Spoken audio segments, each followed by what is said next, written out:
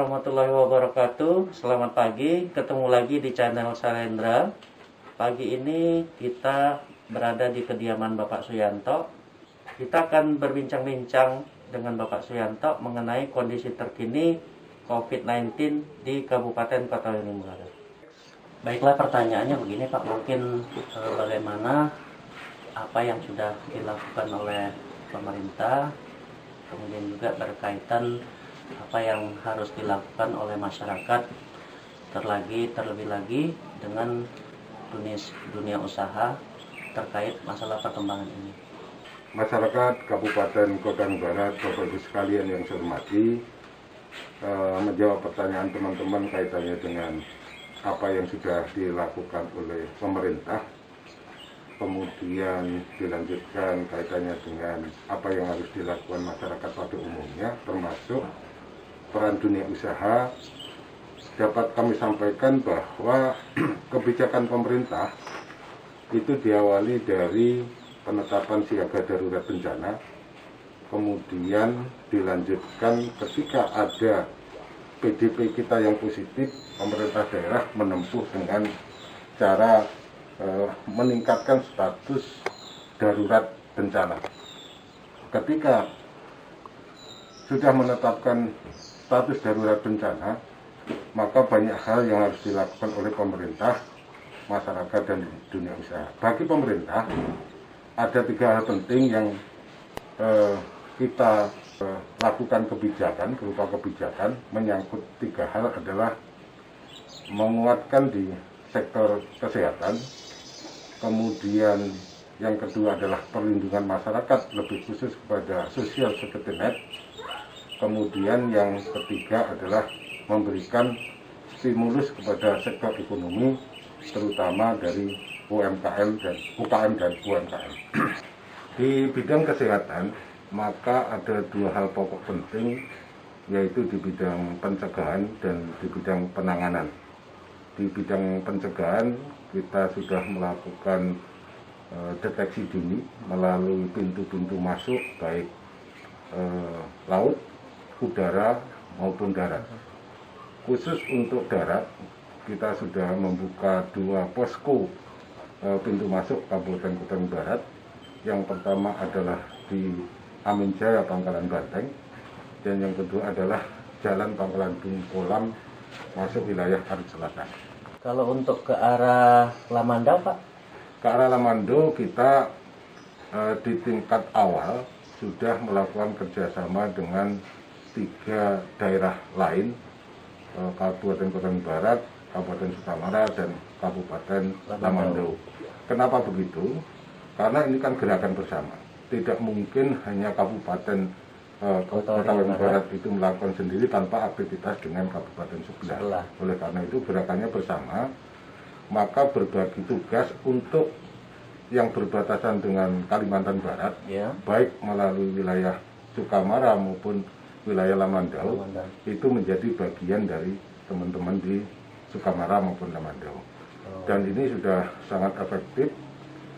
Ketika dibuka di Pangkalan Bun Kolam ini adalah untuk menjaring masyarakat yang dari Kalimantan Barat yang lolos dari posko di wilayah Sukamara. Laut kita menggunakan teman-teman di pelabuhan, baik itu Kasop maupun Pelindo maupun dengan instansi-instansi vertikal lain di pelabuhan. Dan ini standar operating procedure kaitannya dengan penanganan di pelabuhan, termasuk di dalamnya adalah pelabuhan laut, itu sudah sangat baik. Baik penumpang yang datang maupun yang berangkat, maka semuanya melalui protokol kesehatan dilakukan pemeriksaan suhu tubuh maupun membuat formulir by name by address, dia tujuannya kemana dan alamatnya di mana.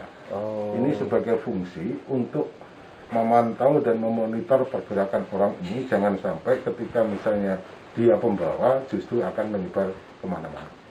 Ini sama dengan di pelabuhan udara. Melalui pemeriksaan yang adalah kantor kesehatan pelabuhan, itu sudah sangat efektif. Tinggal sekarang adalah bagaimana teman-teman baik penumpang maupun baik naik laut maupun udara, dengan kesadarannya sendiri adalah lapor kepada dan mengikuti prosedur, mengikuti prosedur baik di pelabuhan laut maupun di pelabuhan udara. Bagaimana di tingkat desa, Pak?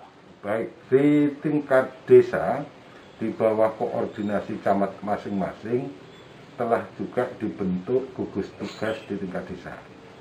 Dalam hal pencegahan di tingkat desa ini juga sangat efektif karena lebih dapat diketahui siapa yang datang, siapa yang keluar masuk desa, sehingga penanganan di tingkat pencegahan ini dapat diminimalisir pergerakan orang sehingga diketahui siapa datang, siapa yang keluar. Dan lingkupnya juga kecil ya, jadi enak Pak ya? Lingkupnya lebih kecil sehingga memudahkan untuk Ya, pemantauan. memudahkan. Ini juga melibatkan teman-teman Polri maupun TNI yang ada di tingkat desa, baik Babin Kamtipmas maupun Babinsa yang di bawah kendali Kodim 1012 Pangranbun. Kemudian kaitannya dengan upaya untuk pencegahan, secara masif dilakukan penyemprotan disinfektan di tempat-tempat pelayanan publik, juga di tempat-tempat umum. Ini juga melibatkan kerjasama antara pemerintah daerah, TNI Polri, relawan PNI, dan relawan-relawan lainnya yang kemudian bergerak bersama sampai ke tingkat-tingkat kecamatan dan desa. Artinya adalah bahwa dalam menghadapi pandemi COVID-19 ini, karena ini merupakan gerakan bersama, merupakan tantangan bersama, maka kita adalah bekerja bersama-sama semua level pemerintahan dengan masyarakat, termasuk dunia usaha. Ini artinya sinergi penting dari pemerintah, masyarakat, dan dunia usaha dengan gerakan bersama. Harapannya adalah semua berkaitan dengan regulasi pemerintah, kebijakan pemerintah disupport oleh masyarakat dan disupport oleh dunia usaha, sehingga menghasilkan meminimalisir terjadinya wabah yang lebih besar. Kita berupaya keras, tentu saja ini juga sembari berdoa kepada Allah Subhanahu wa Ta'ala, Tuhan yang Maha Kuasa, sehingga upaya-upaya ini juga mendapat ridho Allah, sehingga kasus penyebaran COVID-19 tidak lebih luas, tapi justru semakin landai, semakin turun, sehingga pada saatnya nanti kita dapat hidup bernegara normal, hidup berbangsa normal, hidup bermasyarakat normal, beribadah normal, melakukan aktivitas ekonomi normal, seperti yang terjadi pada beberapa waktu yang lalu. Nah, kemudian untuk penanganannya bagaimana Pak? Baik, penanganan ini ada dua hal penting, yaitu penyiapan SDM, dan yang kedua adalah penyiapan sarana prasarana. Di bidang SDM, kekuatan tenaga kesehatan kita itu melibatkan tenaga kesehatan di bawah kendali Dinas Kesehatan, dan dua adalah tenaga kesehatan di Rumah Sakit Sultan Imanuddin. Bahkan jika kondisinya adalah memang sudah tidak memungkinkan ditangani oleh tenaga kesehatan yang ada, maka kita akan menyiapkan relawan-relawan untuk kepentingan penanganan COVID. Bapak Ibu masyarakat yang saya hormati, kemudian di bidang sarana prasarana, Rumah Sakit Sultan Imanuddin ini milik pemerintah daerah yang ditunjuk oleh Menteri Kesehatan sebagai rumah sakit rujukan untuk penanganan COVID-19 di Kabupaten Koneng Barat, yang juga meliputi juga Sukamara dan Lamando. Untuk ruangan di Rumah Sakit Sultan Imanuddin sendiri itu tersedia 19 kamar untuk isolasi PDP COVID-19. Kemudian melihat perkembangan terakhir-terakhir ini, maka pemerintah daerah memperluas rumah Sakit Sultan Imanuddin itu dengan menggunakan Klinik Kusuma, itu ada 17 kamar. Ya. Kemudian berikutnya adalah merekayasa LPTQ sebagai sebuah rumah sakit yang memenuhi standar untuk penanganan COVID 2019. Bahkan jika pada saatnya nanti dan semoga aja ini tidak terjadi, maka akan menyiapkan tempat-tempat lain yang layak untuk kepentingan penanganan. Artinya adalah di bidang penanganan SDM maupun tempat-tempat isolasi itu bagi pemerintah daerah telah menyiapkan, yaitu di Rumah Sakit Sultan Imanuddin itu sendiri, kemudian memperluas di S Kesuma maupun di LPTQ Kabupaten Kutai Barat. Tempat-tempat lain masih kita survei untuk kita gunakan manakala ada kejadian-kejadian yang lebih besar, tapi ini adalah kita berdoa itu tidak akan terjadi. Amin. Kemudian penanganan lain ketika terjadinya itu adalah di wilayah-wilayah kecamatan dan desa, kita juga menggunakan fasilitas-fasilitas kesehatan tingkat pertama seperti puskesmas dan lain-lain sebagai tempat penanganan pertama sebelum dibawa ke Rumah Sakit Sultan Imanuddin. Untuk sosialisasi dan edukasi ke masyarakat gimana, Pak? Sosialisasi dan edukasi ke masyarakat tetap harus jalan, karena ini masalahnya kan terus berjalan. Iya. Ada yang wilayah-wilayah kita sudah kategori zona merah, Iya. ada yang sudah kuning, Iya. ada yang masih hijau.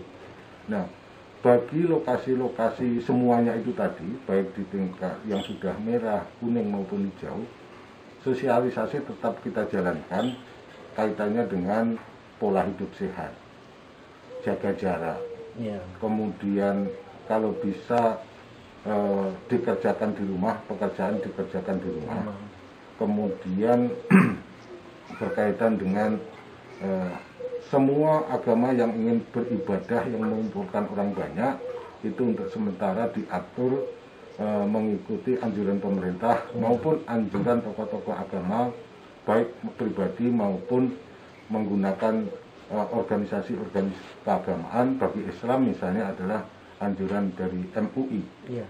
bahwa ibadah yang biasanya dilakukan berjamaah di masjid atau tabligh mengumpulkan orang banyak itu sementara bisa dilakukan di rumah dengan tetap melakukan ibadah masing-masing. Demikian halnya bagi teman-teman yang beragama Nasrani, Hindu, Katolik, Buddha itu melakukan hal yang sama, sehingga dengan adanya jaga jarak akan memutus mata rantai penularan COVID-19 ini. Karena secara prinsip sebenarnya virus ini dari banyak ahli mengatakan tidak bisa bergerak sendiri, tapi adalah ngikut orang yang bergerak, siapapun yang bergerak.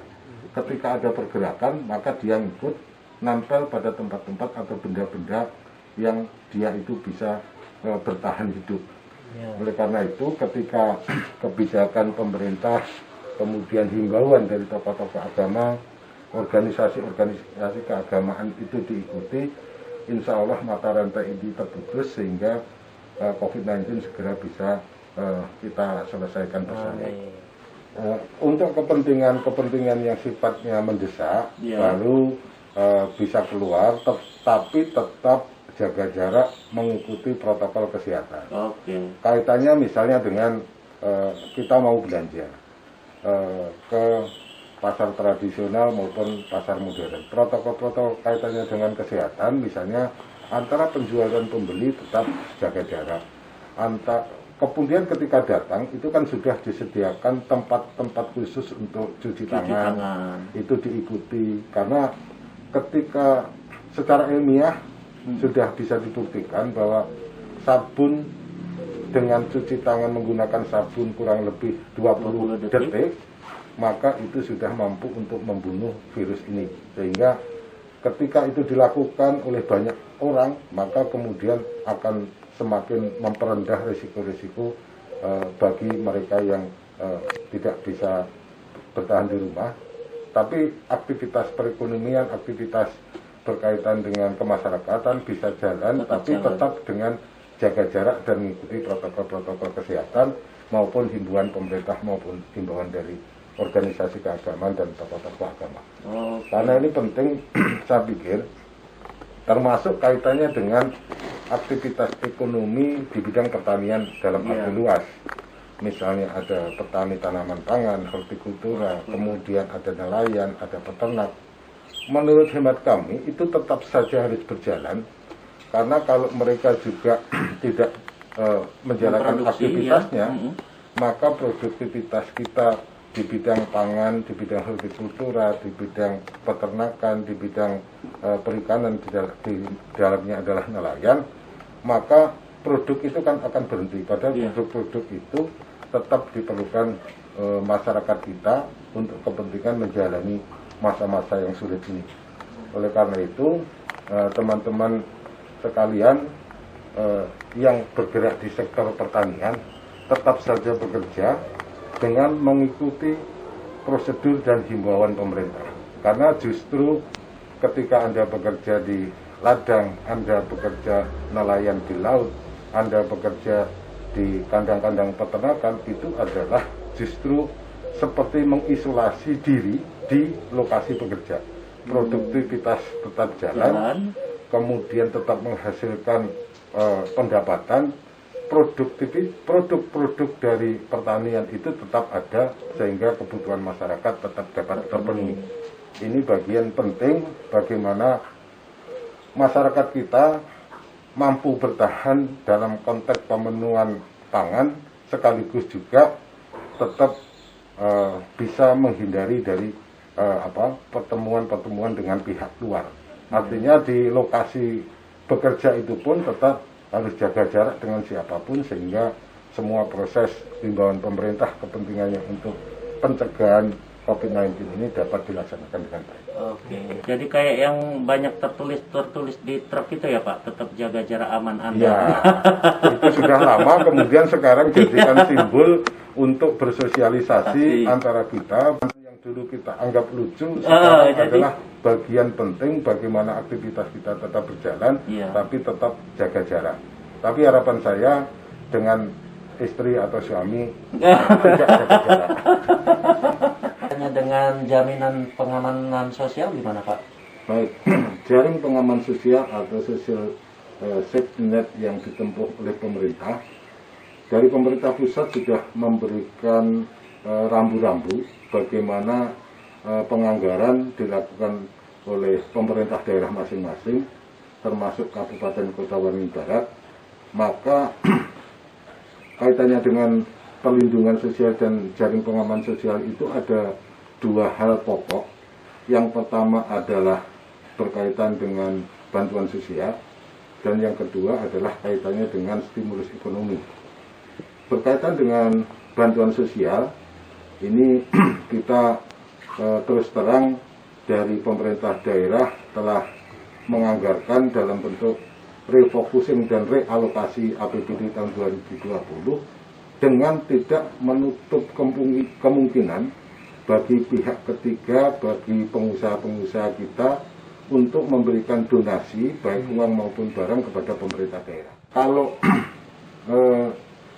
dari pemerintah pusat itu sudah menanggung bagi teman-teman yang masuk kategori PKH, Program Keluarga Harapan. Itu sekitar 7.150 KK. Kemudian selebihnya nanti ketika data-data sudah valid dan akurat yang dikumpulkan oleh perangkat daerah yang menangani, dalam hal ini adalah Dinsos, dengan melibatkan camat dan melibatkan desa masing-masing, maka akan mendapatkan bantuan juga dari pemerintah daerah. Tapi yang terpenting adalah bagi kita, validasi dan verifikasi data itu penting. Jangan sampai kemudian bantuan sosial itu tidak tepat sasaran, tidak tepat pada yang seharusnya menerima. Kriterianya apa? Yang pertama adalah justru dari keluarga korban yang masuk kategori PDP. Karena ketika PDP ini kan orang sudah diisolasi.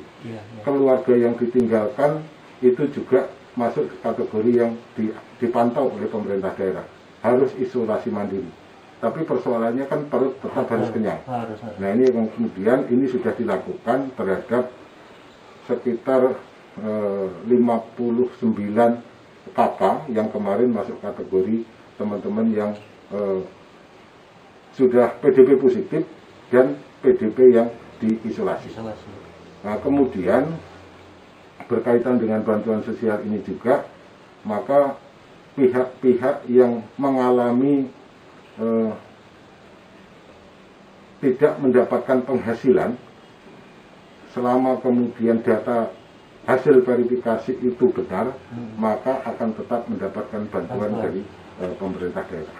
Oke, untuk sumber pendanaan sosial safety net, bantuan salah satunya bentuk bantuan sosial itu ada yang bersumber dari APBN melalui Kementerian Sosial, kemudian ada melalui APBD provinsi, ada melalui APBD kabupaten, bahkan khusus untuk BLT itu ada perluasan dapat digunakan dari APBD desa.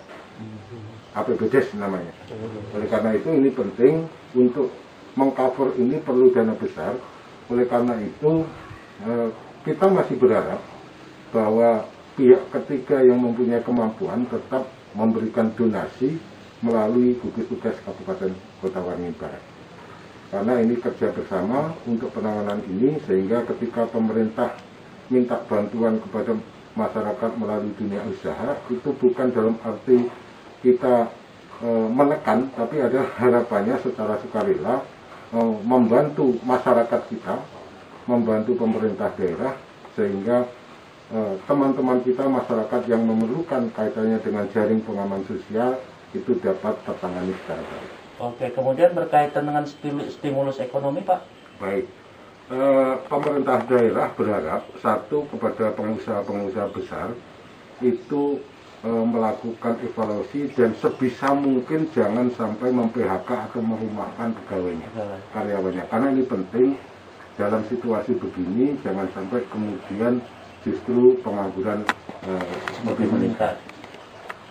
Di sisi lain, teman-teman yang bergerak di bidang ekonomi kreatif, UMKM, industri kecil menengah, ini kan juga mengalami masalah yang berat. Oleh karena itu, pemerintah daerah melakukan support terhadap teman-teman ini, tetap melakukan aktivitas. Pemerintah daerah mencoba untuk menangkap di pasarnya, artinya produktivitas tetap jalan, yang memproduksi industri kecil tetap jalan, pelaku ekonomi kecil tetap jalan, yang dagang-dagang kecil tetap jalan. Nah, harapannya produk-produk mereka itu tetap dibeli oleh masyarakat. Salah satunya adalah menggunakan pendekatan dagang online. Jadi pemerintah daerah mengharapkan melalui jalur-jalur komunikasi teknologi informasi itu bisa pesan sayur, bisa pesan produk-produk rakyat, bisa pesan dagangan-dagangan yang dijual oleh pelaku UMKM ini sampai diantar ke rumah. Nah ini sudah melalui ketahanan pangan itu sudah diberikan informasi kaitannya dengan nomor telepon, nomor yang bisa dihubungi untuk kepentingan melayani masyarakat yang stay at home, masyarakat yang tinggal di rumah, tidak bepergian keluar di Kabupaten Kota Waringin Barat. Nah, kaitannya dengan itu, maka selain persoalan kita memberikan jaring pengaman sosial melalui bansos, kita juga mengupayakan pada saatnya nanti ketika masa-masa pemulihan itu akan mendapatkan aspek permodalan yang kemudian mereka bisa bangkit kembali untuk menghidupkan industri kreatif, ekonomi kreatif, sehingga UMKM sebagai pilar yang mampu mengembangkan menyerap tenaga kerja banyak ini, maka mampu bertahan bahkan lebih besar lagi. Dari pemerintah daerah kita selalu berharap bahwa kebijakan-kebijakan pemerintah, himbauan-himbauan pemerintah seruan-seruan pemerintah, himbauan dari tokoh agama, himbauan dari organisasi-organisasi keagamaan itu diikuti. Antara lain misalnya adalah kaitannya dengan beraktivitas di luar diupayakan dalam kondisi mendesak. Kemudian sesuai dengan protokol kesehatan, sering mencuci tangan, jaga jarak. Kemudian bagi aktivitas-aktivitas di sektor pertanian seperti petani tanaman pangan, petani hortikultura, nelayan, peternak tetap saja beraktivitas seperti biasa, karena ini penting untuk ini mensupport dari mensupport dari produktivitas bahan pangan di daerah. Kemudian bagi teman-teman yang biasa nongkrong, biasa kumpul-kumpul, ini mengendalikan diri dulu untuk tidak melakukan aktivitas seperti biasanya, karena potensi-potensi dengan adanya ngumpul, dengan adanya berhubungan dengan banyak orang, melibatkan banyak pihak, itu potensi untuk terjadinya penularan dan risiko tinggi. Lebih baik kita menghindar dari itu dulu untuk kepentingan masyarakat, bukan untuk kepentingan diri pribadi saja, tapi untuk selain kepentingan pribadi diri kita sendiri, Bapak Ibu sekalian, juga untuk kepentingan masyarakat secara luas. Sehingga ketika Anda itu bisa menghindar dari kumpulan, itu minimal adalah tidak mampu untuk jaga jarak dengan pihak yang lain, sehingga mata rantai penularan kita bisa dilakukan putus mata rantai COVID-19. Kemudian dari aspek sosiologis yang berkaitan dengan budaya, maka yang sifatnya pentas-pentas budaya yang berkaitan dengan aktivitas budaya yang mengumpulkan orang banyak, lagi-lagi ini tetap harus ditahan dulu, ditunda dulu ketika waktunya normal. Nanti mari kita bersama-sama melakukan aktivitas itu. Syukur-syukur kemudian ini cepat selesai dan cepat pulih sehingga aktivitas berjalan normal. Amin. Kemudian di bidang keagamaan kami juga tetap menghimbau agar seruan dari pemerintah, kebijakan dari pemerintah, kebijakan dari organisasi-organisasi keagamaan termasuk MUI yang tidak melakukan ibadah berkumpul bersama di tempat-tempat ibadah itu juga diikuti. Anda bisa melakukan ibadah di rumah, Anda bisa melakukan aktivitas menjalankan keyakinan tetap di rumah, sehingga ini juga bagian dari peran kita terhadap penanganan COVID-19 pada tahun ini. Sehingga semua aktivitas itu ketika kita ikuti, insya Allah akan berjalan normal. Dan jangan lupa selalu berdoa kepada Allah Subhanahu wa Ta'ala, Tuhan yang Maha Kuasa, sesuai dengan keyakinannya kita terhindar dari musibah yang lebih besar, sehingga aktivitas pada saatnya nanti kita kembali normal seperti biasa. Amin. Kemudian bincang-bincang santai kita dengan Bapak Suyanto, semoga masukan saran dari beliau ini bermanfaat bagi kita semua. Tetap di rumah, tetap jaga jarak. Ini salah satu untuk mengurangi penyebaran COVID-19 di Kota Waringin Barat pada khususnya dan di Indonesia pada umumnya. Terima kasih. Billahi taufiq wal hidayah. Wassalamualaikum warahmatullahi wabarakatuh. Selamat pagi. Alhamdulillah, pagi ini juga Bapak Suyanto mendonasikan untuk diserahkan nanti pada saatnya. Oke, terima kasih. Ini bagian dari proses untuk kepentingan bantuan terhadap siapapun yang memerlukan, terutama nanti ditujukan untuk teman-teman yang dari Salendra, bahwa Salendra membuka kesempatan kepada masyarakat Kabupaten Kota Barat, Bapak sekalian, anak-anak muda untuk memberikan donasi melalui kaos yang dicetak cukup cantik.